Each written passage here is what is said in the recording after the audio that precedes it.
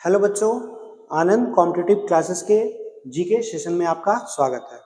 बच्चों, हम लोग अभी तक देख रहे थे इंडियन पॉलिटी, और इंडियन पॉलिटी में अभी तक हम लोगों ने जो भी सेशन देखा था उसमें देखा था कि अभी तक अंग्रेज जब हमारे देश में व्यापार करने के लिए आए तो स्टार्टिंग में वो लोग व्यापार ही कर रहे थे और धीरे धीरे उन्होंने अपना कुछ नियम कानून और वो शर्तें लागू भारतवासियों के लिए बनाया।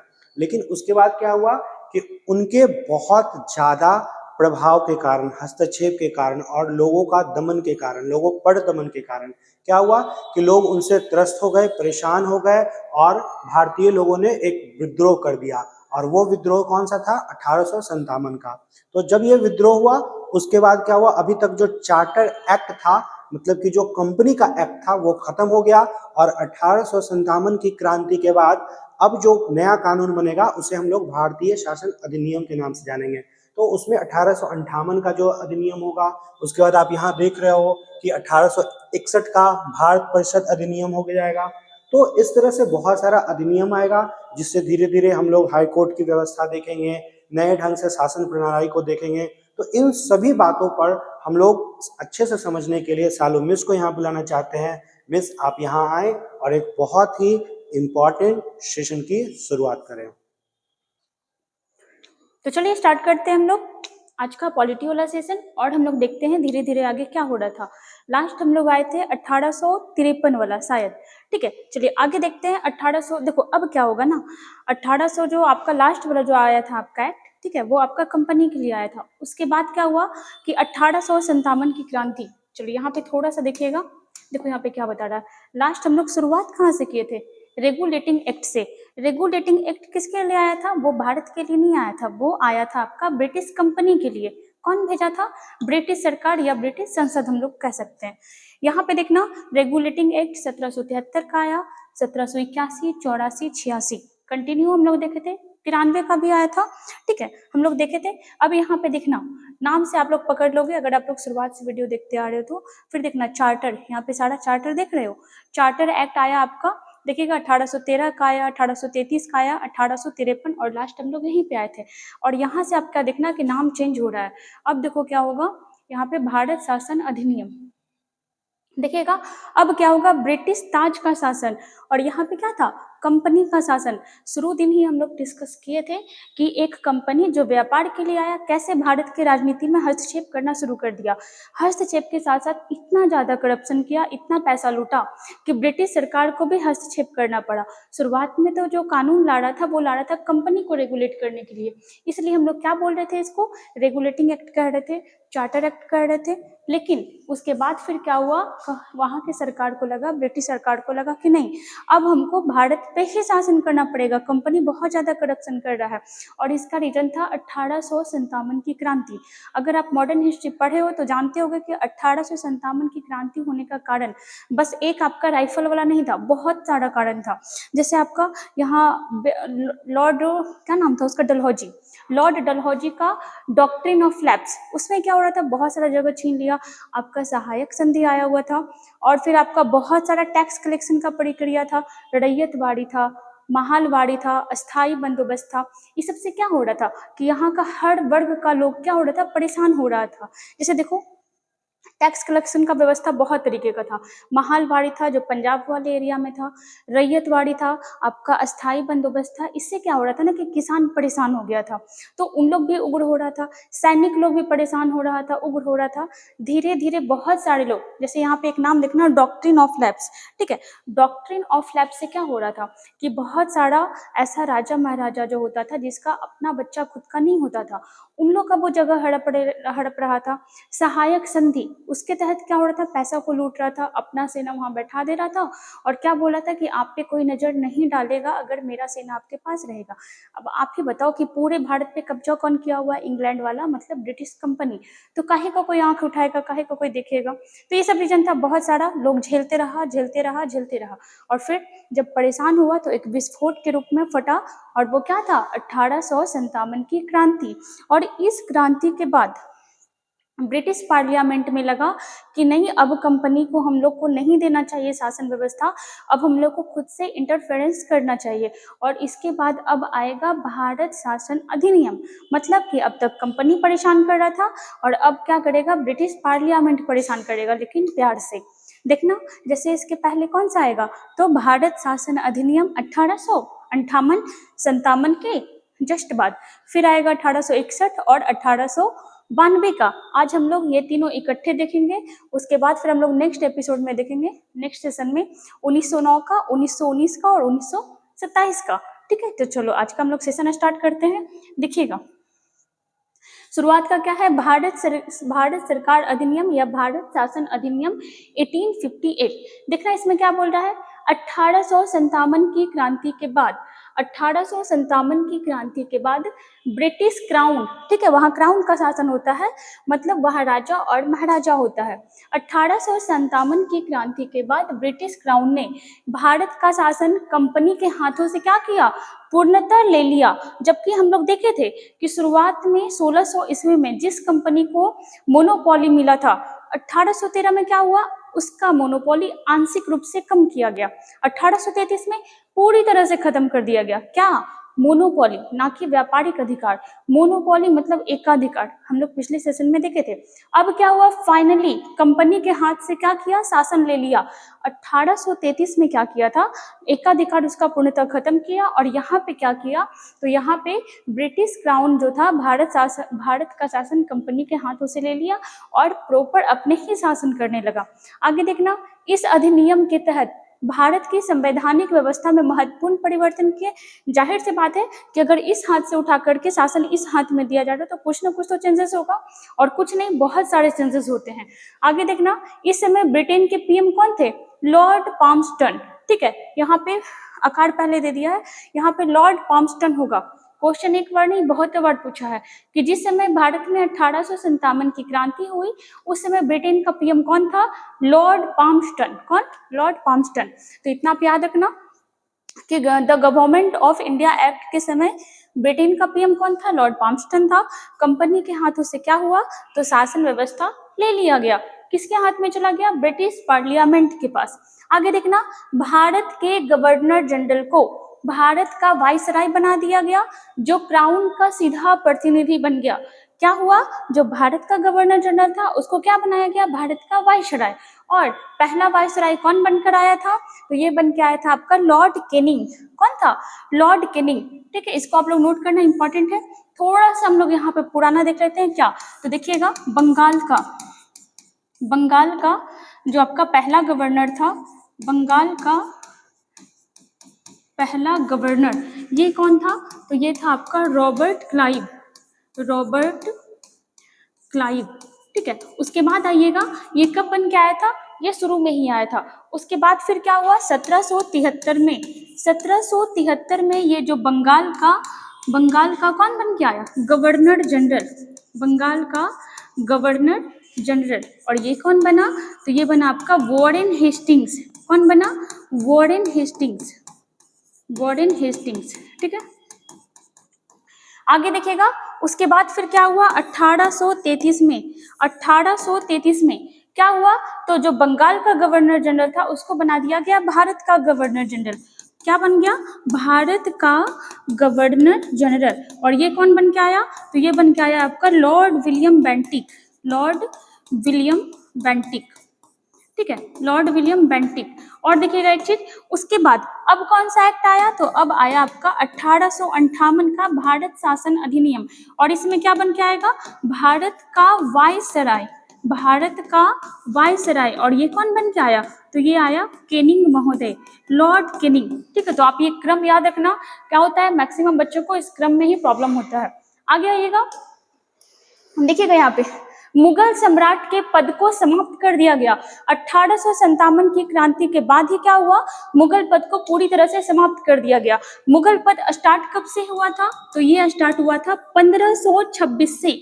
1526 से ही हुआ था ना पानीपत का प्रथम युद्ध। और इसमें पहली बार कौन बन के आया था, तो पहली बार बना था आपका बाबर, और कंटिन्यूअसली आपका चलते रहा। लास्ट कहाँ पे हुआ, तो लास्ट हुआ 1858 में। मुगल का पद पूरी तरीके से खत्म कर दिया गया। और लास्ट कौन था? तो लास्ट था आपका बहादुर शाह जफर, बहादुर शाह जफर द्वितीय। ठीक है, बहादुर शाह जफर द्वितीय। और यहाँ पे क्या हुआ? मुगल सम्राट के पद को समाप्त कर दिया गया। क्वेश्चन आता है कि किस भारत शासन अधिनियम से मुगल पद को समाप्त किया गया? तो ये हो जाएगा आपका 1858 का भारत शासन अधिनियम। आगे आइएगा, कोर्ट ऑफ डायरेक्टर्स तथा बोर्ड ऑफ कंट्रोलर को समाप्त कर उनके अधिकार ब्रिटिश मंत्रिमंडल के एक सदस्य को सौंप दिया गया। हम लोग जानते हैं कि 1784 का पिट्स इंडिया एक्ट, इसमें क्या किया गया था कि काम को डिवाइड कर दिया गया। मतलब कंपनी के काम को कौन रेगुलेट करेगा, कौन देखेगा? तो डायरेक्टर। और राजनीतिक व्यवस्था को कौन देखेगा? कंट्रोलर। हम लोग चर्चा किए थे कि जो डायरेक्टर होता है वो किसी कंपनी को चलाता है, किसी स्कूल, किसी कॉलेज, किसी कोचिंग को चलाता है। वैसे ही आपका जो राजनीतिक व्यवस्था में होता है वो कंट्रोलर होता है। तो हम लोग इस तरीके से याद रखे थे। जो पद 1784 में क्रिएट किया गया था उस पद को खत्म कर दिया गया। ठीक है, और देखना यहाँ पे क्या दिया हुआ है, ये इंपॉर्टेंट लाइन है। जो काम कोर्ट ऑफ डायरेक्टर का और बोर्ड ऑफ कंट्रोलर का होता था वो काम अब किसको दिया गया? तो एक ब्रिटिश अधिकारी जो कि कहाँ का था? ब्रिटिश मंत्रिमंडल का। समझ रहे हो? मतलब ब्रिटेन के संसद में, ब्रिटेन के पार्लियामेंट में जो मंत्री होता था, जैसे हमारे यहाँ मंत्री होता है शिक्षा मंत्री, रेलवे मंत्री, प्रधानमंत्री, वैसे ही वहां पे जो मंत्री होता था उसी में से एक आदमी को अब भारत भेजा जाने लगा। और किस नाम से? तो हम लोग आगे देखेंगे, जिसको कहा गया भारत का राज्य सचिव। ठीक है, तो बोर्ड ऑफ कंट्रोलर और बोर्ड ऑफ डायरेक्टर कब बना था? 1784 में। खत्म कब हो गया? तो खत्म हो गया आपका 1858 में। 1858 में खत्म कर दिया गया और 1784 में बनाया गया था। आगे आना, यहाँ पे देखिएगा, ब्रिटिश मंत्रिमंडल के उस सदस्य को क्या कहा गया? भारत राज्य सचिव। क्या कहा गया? भारत राज्य सचिव। और पहला भारत राज्य सचिव बन के कौन आया? तो ये बन के आया आपका लॉर्ड स्टैनली, लॉर्ड स्टैनली। आगे आना, वह पहले राज्य सचिव लॉर्ड स्टैनली थे, जो कि यहाँ पे दिया हुआ भी है कि पहला राज्य सचिव कौन था? लॉर्ड स्टैनली, जो 2 अगस्त 1858 से पहले, मतलब ये इंसान पहले भी कनेक्टेड था ब्रिटिश पार्लियामेंट से या फिर भारत के शासन से। कैसे? देखना, जो 2 अगस्त 1858 से पहले नियंत्रण बोर्ड के अध्यक्ष के रूप में कार्यरत थे। मतलब ये इंसान जो था नियंत्रण बोर्ड, मतलब बोर्ड ऑफ कंट्रोलर का मेंबर था। अब इसको क्या बना दिया गया? भारत का राज्य सचिव बना दिया गया। कौन था? Lord Stanley. आगे देखना, राज्य सचिव अब भारत का राजनीतिक प्रमुख था। हम लोग देखे थे 1833 में एक ऐसा आदमी जोड़ा गया था।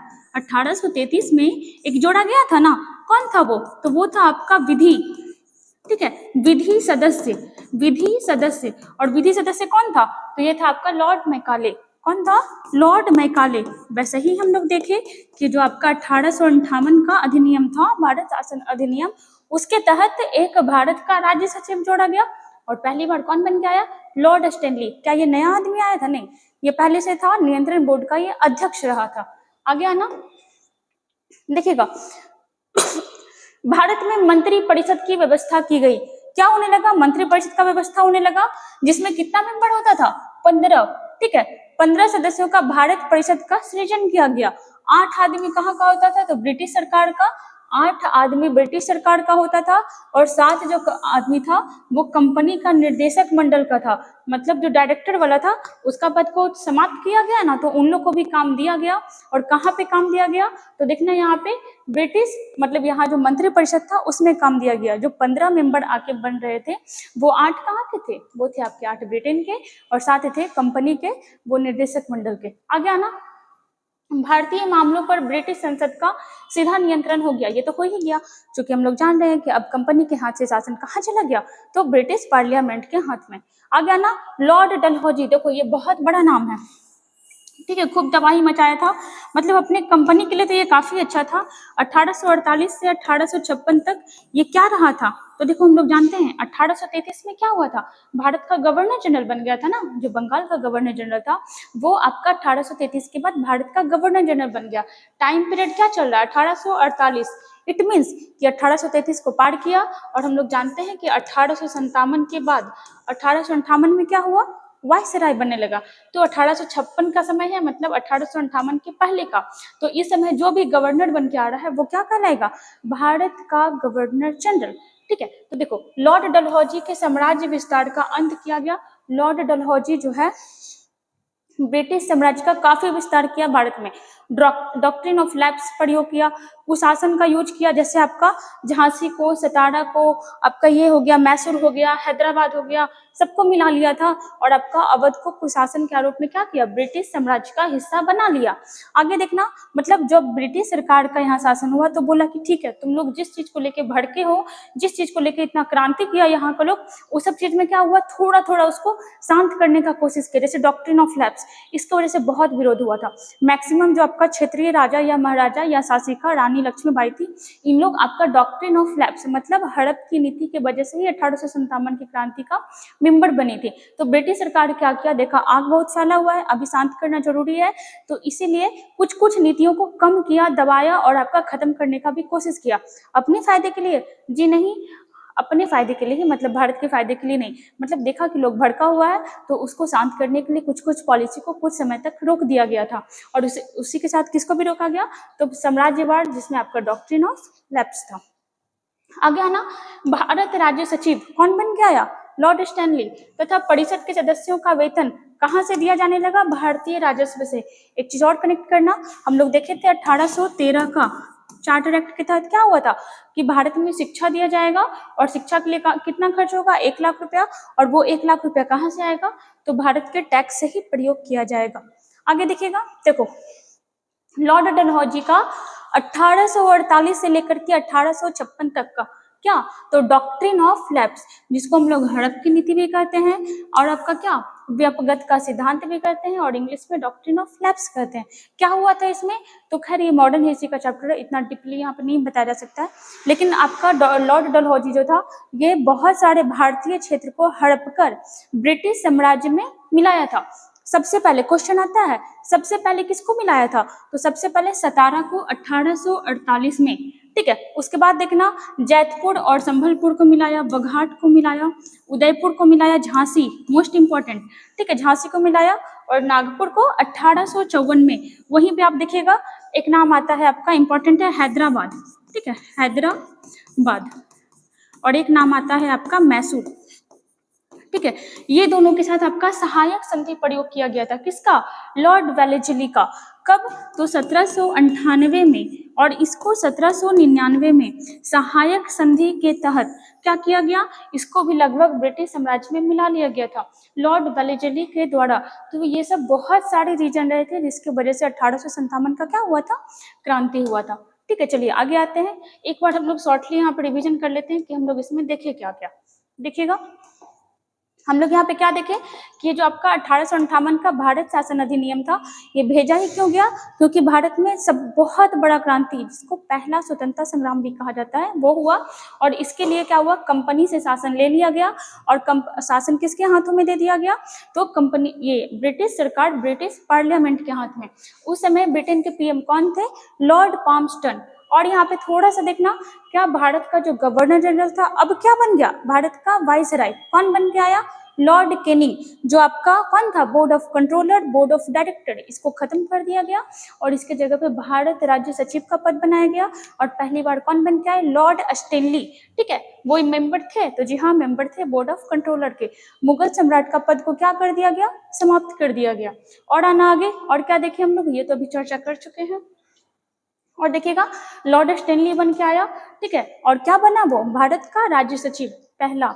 और आइएगा आगे, ये सब तो हम लोग देख चुके हैं ना, ये सब आपका खत्म हो गया। भारत परिषद अधिनियम के तहत मंत्री परिषद बनाया गया, 15 मेंबर थे, 8 आपके ब्रिटिश मंत्रिमंडल के और 7 आपके निदेशक के। चलिए आगे आइएगा। और डॉक्ट्रिन ऑफ लैप्स आपका बहुत इंपॉर्टेंट रोल प्ले किया था 1857 की क्रांति का।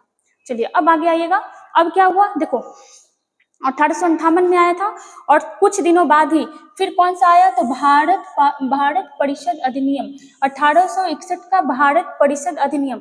अब देखो कि अब इसमें क्या क्या किया जाएगा, इसमें कुछ कुछ चेंजेस किए जाएंगे।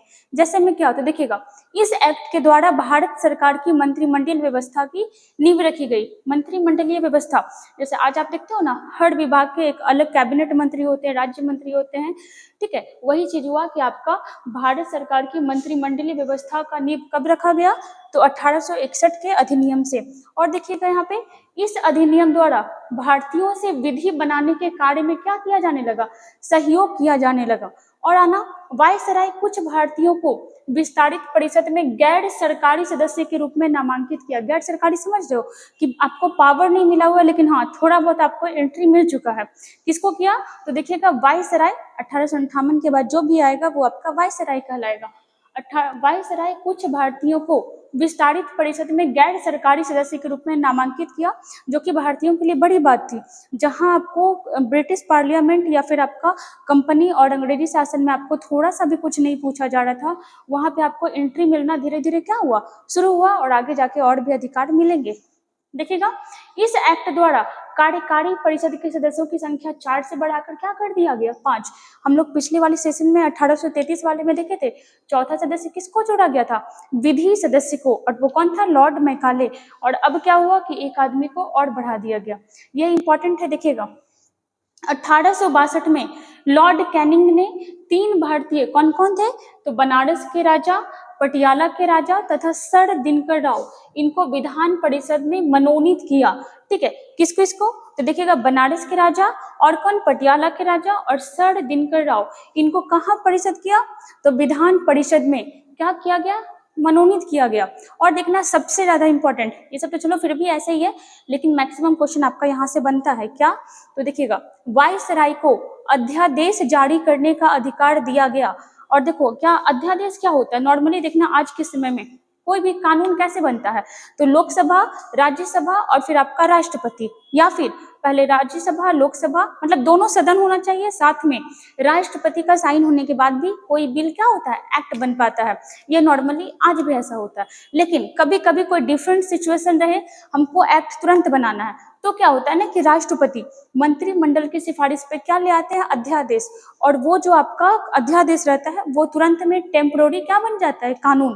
कितने महीने तक, मैक्सिमम 6 माह तक। तो ये चीज हम लोग कह सकते हैं कि आज जो आपका राष्ट्रपति और राज्य में राज्यपाल अध्यादेश लाता है, ये हम लोग पहले कहीं देखे तो जी हाँ, और कहाँ पर देखे, तो 1861 के भारत शासन अधिनियम में। ठीक है, चलो यहाँ पे देखना, ये लाइन बहुत इंपॉर्टेंट है। वायसराय को अध्यादेश जारी करने का अधिकार दिया गया, और अध्यादेश मैक्सिमम कितने माह के लिए होता है, 6 माह के लिए। क्या अभी राष्ट्रपति अध्यादेश लाते हैं, तो हाँ लाते हैं। अभी आप लोग सुने होंगे न्यूज, कृषि कानून जो लाया गया था वो आपका अध्यादेश से ही लाया गया था, बहुत विवाद में भी रहा था। राष्ट्रपति जो अध्यादेश लाता है, ये किस एक्ट के तहत लाता है या फिर किस आर्टिकल के तहत लाता है, तो ये हो जाएगा आपका 123। और ये क्वेश्चन आपका बिहार दरोगा पीटी में पूछा हुआ था पिछले बारे में। 123 जो है आपका राष्ट्रपति, इसके तहत क्या लाता है, तो अध्यादेश लाता है। क्या राज्यपाल के पास ये पावर है, तो हाँ राज्यपाल के पास भी ये पावर है। राज्यपाल आपका आर्टिकल 213 के तहत क्या लाता है, अध्यादेश। अध्यादेश मैक्सिमम कितने टाइम तक रह सकता है, तो मैक्सिमम आपका 6 माह तक। अगर इस बीच सारे सांसद इसको पास कर दिए तो फिर ये कानून बन जाएगा, नहीं तो 6 माह तक फिर ऑटोमेटिक ये क्या होगा, अपने आप खत्म हो जाएगा। आगे आइएगा, देखिएगा क्या क्या हुआ यहाँ पे, और आगे देखना। इस एक्ट के द्वारा भारत में पोर्टफोलियो सिस्टम चालू हुआ। बहुत इंपॉर्टेंट लाइन है, क्या है पोर्टफोलियो, हिंदी देखिएगा इसका विभागीय प्रणाली। आज जो आप लोग देखते हो अलग अलग कि आपका शिक्षा मंत्री अलग है, शिक्षा मंत्रालय अलग है, खेल मंत्रालय, विदेश मंत्रालय, प्रधानमंत्री, मतलब हर एक कैबिनेट मंत्रालय जो आप देखते हो, वो सिस्टम भी कहाँ से आया, तो वो भी आया आपका 1861 का भारत शासन अधिनियम से। क्या हुआ, हर एक काम के लिए एक अलग अलग विभाग बनाना शुरू किया गया 1861 के भारत शासन अधिनियम, देख रहे हो। और यही रीजन रहा कि यहाँ के लोग भी आपका कानून व्यवस्था सीखने लगे, ये सब चीज को देख देख करके। आगे आइएगा, देखिएगा इस अधिनियम द्वारा, इंपॉर्टेंट लाइन है देखिएगा, इस अधिनियम द्वारा बंबई, ठीक है, और मद्रास प्रेसिडेंसी को कानून बनाने की शक्ति वापस देकर विकेंद्रीकरण की प्रक्रिया शुरू हुई। ये चीज समझ रहे हैं, यहाँ पे क्या बोल रहा है, वापस देकर। इट मीन्स कि कभी शायद इन लोग से छीन लिया गया था। कब छीना गया था, 1833।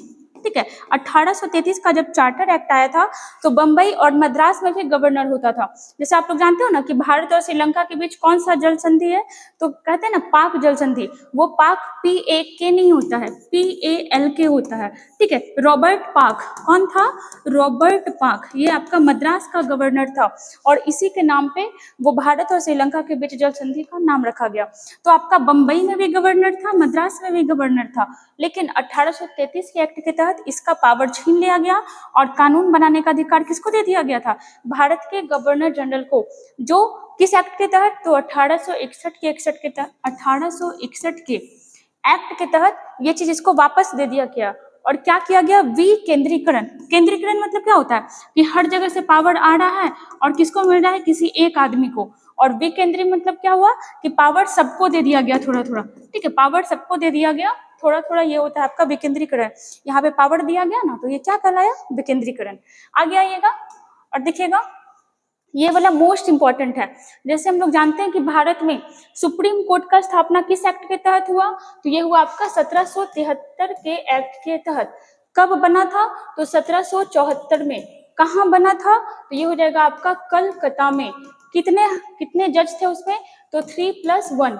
जो 1 था वो कौन था? Elijah Impey. और जो 3 था ये कौन था? तो ये था चैम्बर्स, लिमेंस्टर और हाइड, ठीक है। हम लोग देखे थे।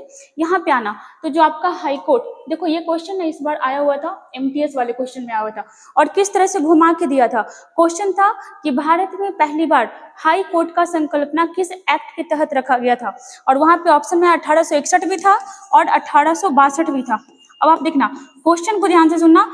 भारत में हाई कोर्ट की स्थापना किस एक्ट के तहत किया गया? तो अगर एक्ट पूछेगा तो 1861 लगाएंगे ना, और स्थापना पूछेगा तो 1862 लगाएंगे। तो इस चीज को ध्यान दीजिएगा कि क्वेश्चन इस हिसाब से पूछता है। तो भारत में जो हाई कोर्ट का स्थापना था किस एक्ट के तहत किया गया? 1861। बना कब? तो अगले साल बना 1862 में। सेम चीज यहाँ भी देख रहे हो, 73 का एक्ट था, बना कब? 74 में। चलिए आइएगा, तो सबसे पुराना हाई कोर्ट या सबसे पहला हाई कोर्ट कौन था? कोलकाता। कब बना था? 2 जुलाई 1862 को। मद्रास वाला कब बना? 5 अगस्त 1862 को। और मुंबई वाला कब बना? तो मुंबई वाला बना, जो आपका बंबई होता था, 14 अगस्त 1862। जब आप और भी पढ़ते जाओगे या अगर मॉडर्न हिस्ट्री पढ़ोगे तो आप देखना, मैक्सिमम चीज जो होता था ना, यही 3 प्रेसिडेंसी में होता था, बंगाल वाले में, मद्रास वाले में और आपका बंबई वाले में। देखो पहला हाईकोर्ट भी यही बना, विश्वविद्यालय भी यही बनेगा, बैंक भी यही बनेगा। तो अपना यहाँ पर प्रेसिडेंसी था अंग्रेज का, तो काम भी सबसे ज्यादा कहाँ होता था? इसी तीनों में। और इस तीनों में भी पूछे तो मैक्सिमम आपका इसमें, ठीक है। इस चीज को ध्यान देना। आगे आते हैं हम लोग, देखिएगा, कानून निर्माण के लिए वायसराय की परिषद में कम से कम 6, ठीक है, कम से कम 6 एवं अधिकतम 12 सदस्यों की नियुक्ति का अधिकार वायसराय को दिया गया। और इन सदस्यों का जो कार्यकाल होता था कितने सालों का होता था? 2 सालों का, ठीक है। चलो अब आगे आते हैं, देखिएगा, अब आएगा आपका भारत परिषद नियम 1892। और अगर आप 92, अगर आप इसे कनेक्ट कर रहे हो तो बता सकते हो कि यहाँ पे कोई महत्वपूर्ण संस्था का स्थापना हो चुका है, बहुत ही महत्वपूर्ण संस्था, INC, ठीक है, INC, इंडियन नेशनल कांग्रेस। कब हुआ था स्थापना?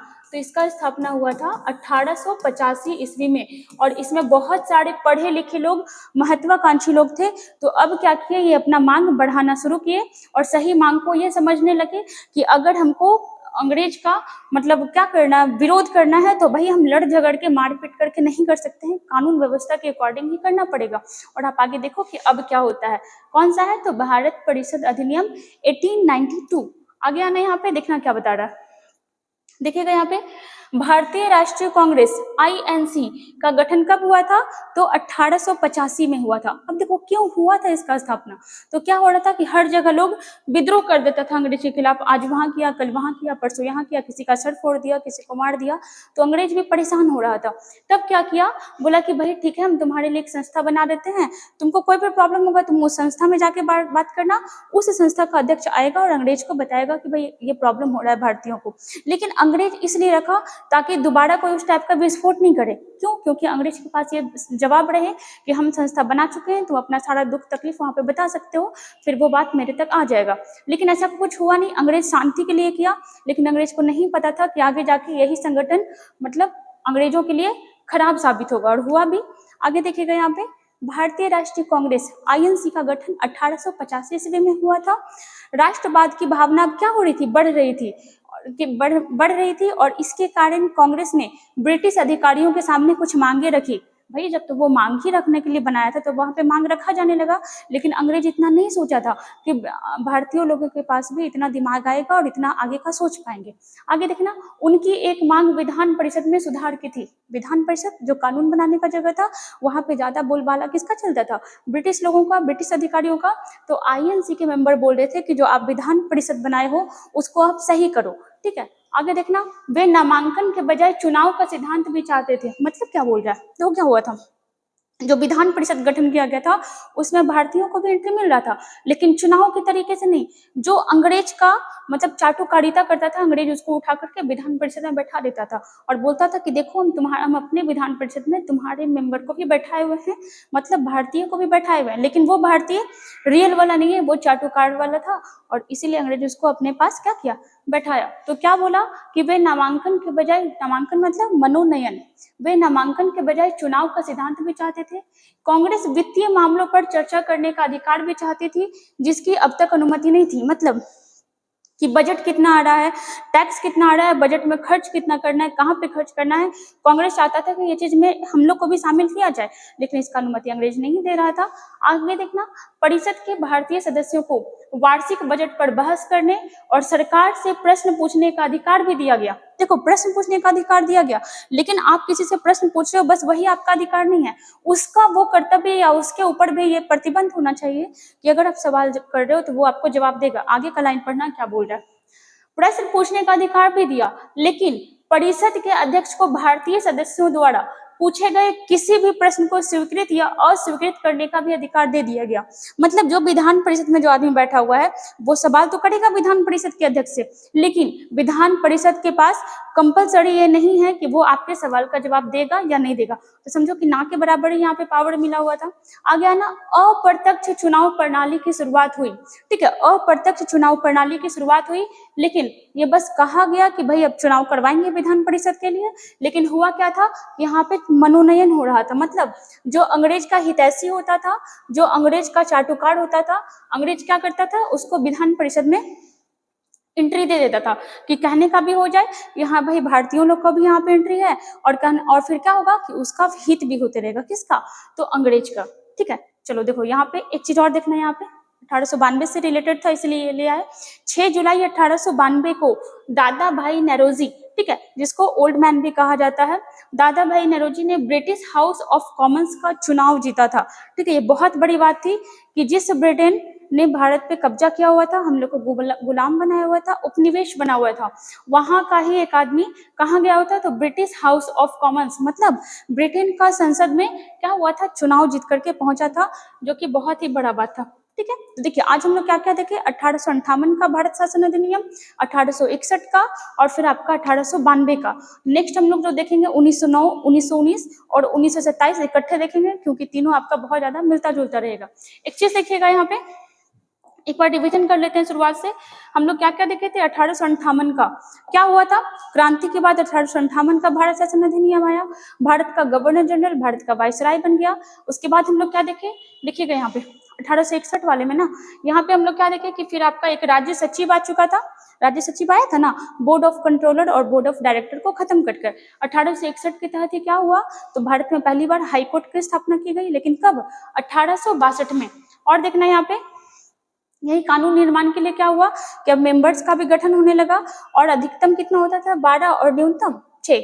इनका कार्यकाल कितने सालों के लिए होता था, 2 वर्ष का। और 92 इट मीन्स कि अब किसका स्थापना हो चुका, कांग्रेस का, और कांग्रेस के लोगों ने क्या रखा, अपना मांग रखना शुरू किया, और इस वजह से क्या हुआ, यहाँ के जो अंग्रेज थे उन पे प्रेशर बनना स्टार्ट हुआ, और फिर धीरे धीरे फिर हम लोग देखेंगे कि बहुत ही ज्यादा इम्प्लीमेंट होने लगा, बहुत ज्यादा विस्तार होने लगा, और धीरे धीरे भारतीयों को, जिसको समझो कि गेट के अंदर बस एंट्री मिला है, धीरे धीरे उनको पावर भी मिलना स्टार्ट हो जाएगा। 1909 आएगा, 1919 आएगा, 1927 आएगा, भर भर के क्वेश्चन आता है, बहुत इंपॉर्टेंट क्वेश्चन आता है। ठीक है, तो ऐसे ही हमारे साथ पढ़ते रहिए, बने रहिए। ठीक है, धन्यवाद।